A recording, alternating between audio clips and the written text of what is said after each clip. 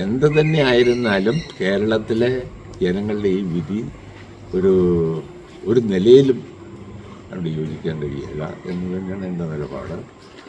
അത് ഈ ഗവൺമെൻറ് ചെയ്ത നല്ല കാര്യങ്ങളും കഴിഞ്ഞ പിണറായി വിജയൻ്റെ ഒന്നാം ഗവൺമെൻറ് ഞാനും ഒന്നാം ഗവൺമെൻറ് ചെയ്ത കാര്യങ്ങൾ പിന്നീട് അധികാരത്തിൽ വരുന്ന തുടർഭരണം കിട്ടിയ അധികാരത്തിൽ വന്നതിന് ശേഷം ഈ സംസ്ഥാനത്ത് നടപ്പിലാക്കിയ നയങ്ങളും പരിപാടികളും ജനക്ഷേമ പരിപാടി ഇതെല്ലാം വെച്ച് നോക്കുമ്പം ജനവിധി ഒരിക്കലും സഹായകരമായില്ല എന്ന് തന്നെയാണ് എൻ്റെ അഭിപ്രായം. പിന്നെ തികച്ചും സഹായകരമായില്ല എന്നാണ്. അതെന്താണ് ജനങ്ങൾ തെറ്റിദ്ധരിക്കാനിടയായോ, എന്താണ് ഇങ്ങനൊരു വിധി വരാനുള്ള കാര്യമെന്നെല്ലാം പാർട്ടി വിശദമായി പരിശോധിക്കും. ഞാൻ ഇന്നലെ പറഞ്ഞതിനകത്ത് എൻ്റെ വായിൽ എനിക്ക് ബസവ് പറ്റിയത് തന്നെയാണ്. അത് പാർട്ടി നേതൃത്വം പറഞ്ഞതിനോട് യോജിപ്പാണ്. അവരെന്നെ നേരിട്ട് പറഞ്ഞില്ലെങ്കിലും അവർ പറഞ്ഞതെന്ന് മനസ്സിലാക്കിക്കൊണ്ട് തന്നെ ഞാൻ എൻ്റെ പാർട്ടിയുടെ നിലപാടിനോടൊപ്പം. എം എ ബേബി നല്ല പറഞ്ഞിട്ടില്ലേ?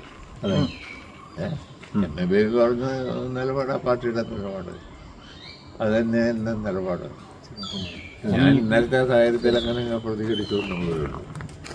അത് ശരിയായില്ല എന്ന് പറഞ്ഞ പാർട്ടിയുടെ നിലപാട് തന്നെയാണ് എൻ്റെ നിലപാട്. അതിന് വ്യത്യസ്ത നിലപാടൊന്നുമില്ല. അന്നേരത്തെ ഒരു കാര്യത്തിലങ്ങ് പറഞ്ഞൊന്ന് കൂട്ടിയാൽ മതി.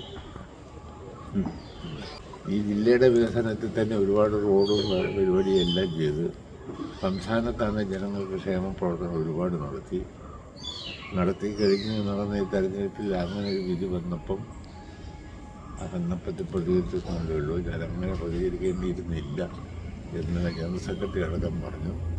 പാർട്ടിയുടെ നിലപാട് അദ്ദേഹം പറഞ്ഞു. എം എ ബേബി പറഞ്ഞ പാർട്ടിയുടെ നിലപാടാണ്.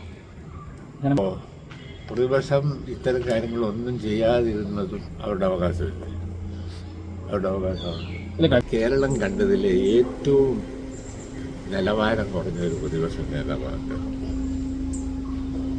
ഇവിടെ ആരെല്ലാം പ്രതിപക്ഷ നേതാക്കന്മാരായിരുന്നു, അതിൽ ഏറ്റവും നിലവാരം കുറഞ്ഞ സമീപനത്തിൽ തന്നെ പാളിച്ചിട്ടുള്ള ഒരു പ്രതിപക്ഷ നേതാവാണ് ബഹുമാനപ്പെട്ട വി ഡി സതീശൻ എന്നാണ് എൻ്റെ അഭിപ്രായം.